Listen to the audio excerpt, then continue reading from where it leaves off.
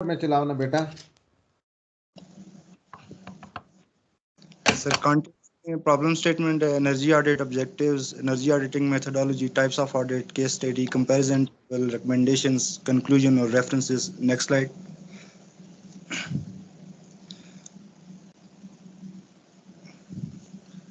Problem statement, first statement में problem है और सेकंड में सॉल्यूशन है। प्रॉब्लम ये है कि एनर्जी की डिमांड इंक्रीज हो रही है और डिमांड को मीट करने के लिए एक सॉल्यूशन तो ये है कि एनर्जी की जनरेशन को इंक्रीज किया जाए, लेकिन इसके लिए बहुत ज़्यादा इन्वेस्टमेंट चाहिए। और दूसरा सॉल्यूशन एनर्जी ऑडिट है। Next slide. एनर्जी ऑडिट ऐसा सर्वे जिसमें एनर्जी को कंजर्व, डिक्रीज या ऑप्टिमाइज किया जाए उसे एनर्जी ऑडिट कहते हैं। या फिर किसी भी enterprise, organisation, school, college, industry, university, उसकी एनर्जी कंजम्पशन की टेस्टिंग, एनालिसिस करना और फिर उसको कंजर्व करने के लिए, इम्प्रूव करने के लिए कुछ रिकमेंडेशंस हों, ऐसे प्रोसेस को एनर्जी ऑडिट कहते हैं। एनर्जी ऑडिट जो प्रोसीजर है उसमें प्रीवियस डेटा चाहिए होगा, जैसे लोड कर्व, क्योंकि एनर्जी कंजम्पशन चेंज होगी सीजन वाइज, डे वाइज। और डेटा कलेक्शन, बिल से डेटा कलेक्शन होगी, फिर उसके बाद साइट ऑन साइट विजिट होगा जिससे मोर डेटा कलेक्शन होगा, और फिर डेटा के एनालिसिस और रिजल्ट्स। Next slide.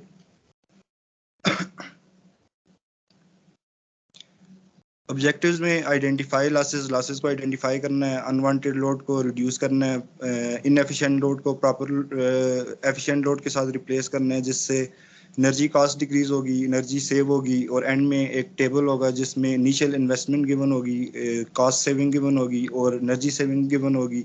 चार्ट्स हैं कंपैरिजन के लिए और रिकमेंडेशंस। Next slide.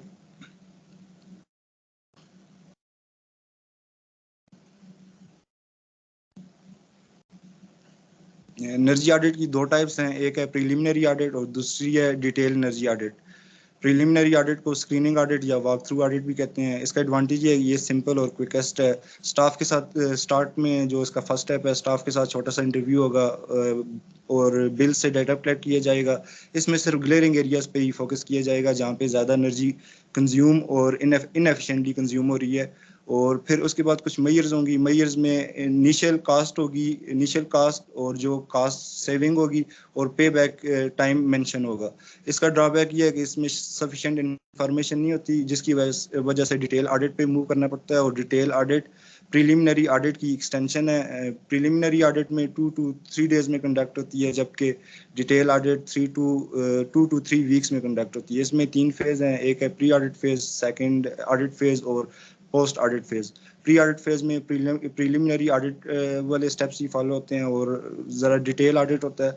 और ऑडिट फेज और पोस्ट ऑडिट फेज में उससे फॉलो अप किया जाता है। नेक्स्ट।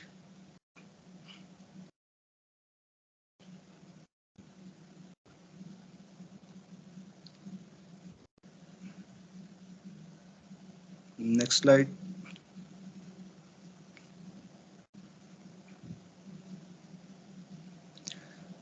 एनर्जी ऑडिटिंग मेथोडोलॉजी, अगर ब्रॉडली हम ऑडिट को डिवाइड करें तो 3 स्टेप्स में। बैक स्लाइड, उमर बैक जाओ।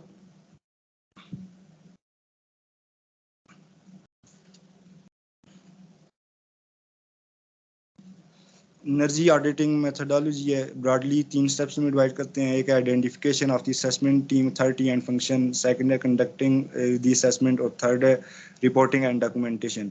ब्लॉक डायग्राम में फर्स्ट ब्लॉक देखें तो एनर्जी ऑडिट प्लानिंग है। एनर्जी ऑडिट प्लानिंग में ऑडिट टीम की मीटिंग होगी जिसमें नंबर ऑफ ऑडिटर्स होंगे और उनके टीम मेंबर्स होंगे। इसमें ऑब्जेक्टिव्स डिस्कस होंगे। ऑब्जेक्टिव्स के साथ जिस भी ऑर्गेनाइजेशन या इंडस्ट्री का ऑडिट कर रहे हैं उसकी प्रीलिमिनरी रिपोर्ट होगी, जिससे वो मेक श्योर करेंगे कि इस इंडस्ट्री का अगर या जो भी ऑर्गेनाइजेशन है उसका ऑडिट कर रहे हैं इससे कोई फ़ायदा भी होगा या नहीं। फिर टाइम पीरियड डिसाइड होगा और roles and responsibilities audit team आपस में डिवाइड करेगी। नेक्स्ट अगर ब्लॉक देखें तो ओपनिंग मीटिंग है। ओपनिंग मीटिंग में जो ऑडिटर होंगे वो ऑर्गेनाइजेशन के ऑनर को इस एनर्जी ऑडिट के बारे में ब्रीफ करेंगे। इसी के पैरेलल में साथ जो बाकी टीम होगी वो डेटा कलेक्ट करेगी। ये स्टेप्स असेसमेंट मेथोडोलॉजी था। और थर्ड पे मेजरमेंट प्लान है, plan between auditor and organisation owner, इसे मेजरमेंट प्लान कहते हैं। और फिर ऑन साइट विजिट होगा, on site visit data collection के लिए होगा, initial data collection and evaluation. फिर जो भी डेटा कलेक्ट किया उसके एनालिसिस होंगे, एंड में एनर्जी ऑडिट रिपोर्ट और रिकमेंडेशंस होंगी एनर्जी को ऑप्टिमाइज, एनर्जी कंजम्पशन को ऑप्टिमाइज करने के लिए। Next slide.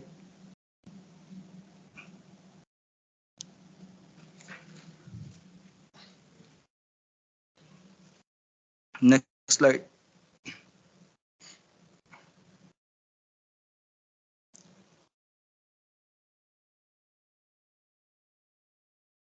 ये केस स्टडी है, केस स्टडी में केस स्टडी है लाइटनिंग लोड्स की, और इसमें 3 लोड्स हैं। सबसे पहले फ्लोरेसेंट लैंप है, फिर कम्पैक्ट लैंप है, और उसके बाद एलईडी है। इसकी अगर वाटेज है, जो 1 आवर में एनर्जी कंजम्पशन है वो 40 वाट है। टोटल नंबर ऑफ, ये रैंडम डेटा है, टोटल नंबर ऑफ लैंप्स 151 है। अगर 151 लैंप्स की 1 आवर के लिए एनर्जी कंजम्पशन देखें तो 6.040 किलो वाट आवर है। और अगर हम ज्यूम करें वर्किंग आवर्स 8 आवर्स, तो इससे पूरे मंथ के लिए अगर एनर्जी कंजम्पशन फाइंड करें, टोटल नंबर ऑफ आवर्स जो है वो 240 हैं, और टोटल जो 1 मंथ में एनर्जी कंजम्पशन हुई है 8 आवर्स के लिए वो 1449.74 किलो वाट आवर है।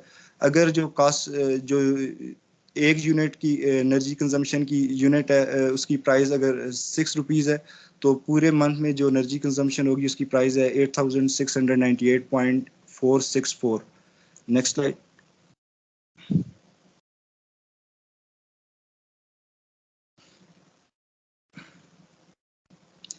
कम्पैक्ट फ्लोरेसेंट ट्यूब, इसमें देखा जाए तो इसकी जो एनर्जी कंजम्पशन है वो बहुत कम है, 12 वाट है।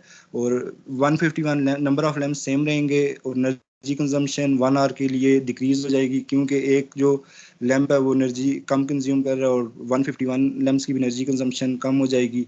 बाकी नंबर ऑफ आवर्स सेम है, और मंथ में जो आवर्स हैं वो भी सेम है, और जो मंथ में एनर्जी कंजम्पशन है वो भी डिक्रीज हो जाएगी, और ओवरऑल कॉस्ट भी डिक्रीज होगी। ये नेक्स्ट हम एक टेबल में भी देख लेंगे कंपैरिजन। नेक्स्ट।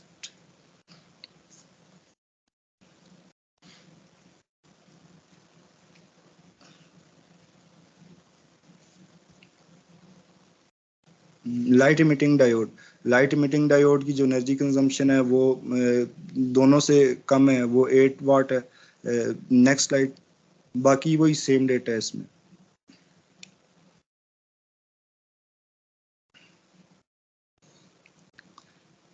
इसमें हमारे पास 3 किस्म के लोड्स हैं, और नंबर ऑफ लैम्प्स तीनों में सेम रहेंगे। जो एनर्जी कंजम्पशन है एक लैम्प की 1 आवर के लिए, फ्लोरेसेंट लैम्प की 40 वाट है, और कम्पैक्ट फ्लोरेसेंट लाइट की 12 है, और फिर लाइट इमिटिंग डायोड की 8 है। जो कास्ट पर लैंप है वो 50 है फ्लोरेसेंट लैंप की, क्योंकि ये इनएफिशिएंट है।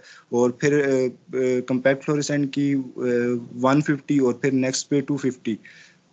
अगर टोटल 151 लैम्प्स की कास्ट देखें तो फ्लोरेसेंट लैम्प की वो 7550 है, नेक्स्ट 22650 है, और फिर 37750 है। एनर्जी कंजम्पशन फ्लोरेसेंट लैम्प की सबसे ज़्यादा है, और सबसे कम एनर्जी कंजम्पशन एलईडीज़ की है। और फिर उसके बाद कास्ट, इसे अगर हम मल्टीप्लाई करें 6 मल्टीप्लाई बाय जो एनर्जी कंज्यूम हो रही है, जो 151 लैम्प्स एनर्जी कंज्यूम करेंगे फ्लोरेसेंट लैम्प्स, इसकी कास्ट आ रही है 36।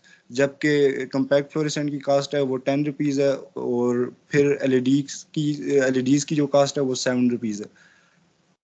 और एंड में अगर जो पूरे मंथ में एनर्जी कंज्यूम हो रही है उसकी कास्ट देखें तो फ्लोरेसेंट लैम्प की 8698 रुपीज़ है, और एलईडीज़ के साथ कंपेयर करें तो 1739.52 रुपीज़ है, और तकरीबन ये 7000 का डिफरेंस है। और अगर ईयर वाइज देखें तो एक ईयर में जो फ्लोरेसेंट लैम्प एनर्जी कंज्यूम कर रहा है वो 1,04,381.568 है, जबकि एलईडीज का देखें तो 20,874 है।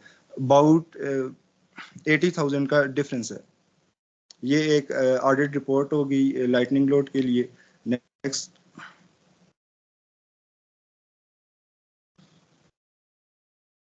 ये फैन का डेटा है, सेम वही डेटा रिपीट होगा और एंड में एक मंथ की एनर्जी जो भी कॉस्ट सेविंग है और इनिशियल इन्वेस्टमेंट सब कुछ गिवन है। नेक्स्ट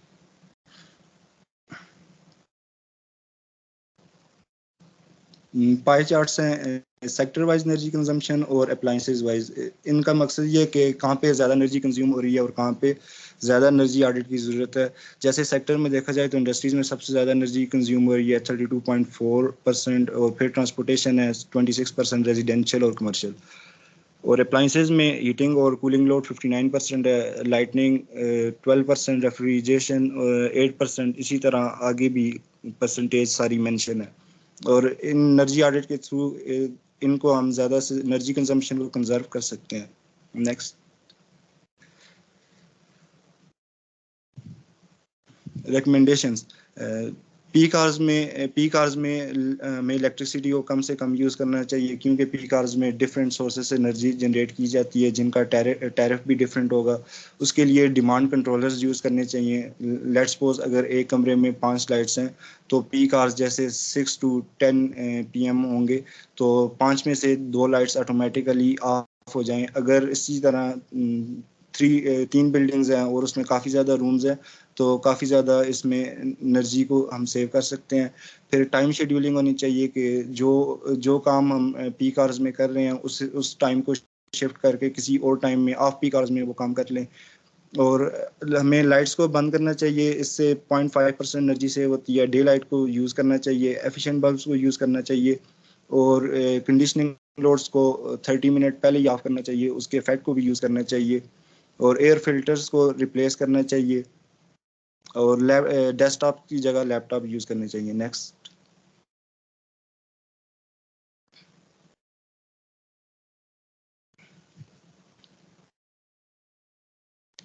कंक्लूजन में अभी हमने एक केस स्टडी देखा था जिसमें फ्लोरेसेंट लैम्प में 8,698 रुपीज़ 1 मंथ की एनर्जी कंजम्पशन थी, जबकि एलईडी उसे एलईडीज के साथ रिप्लेस करें तो 1,739 रुपीज़ पूरे मंथ की कॉस्ट थी।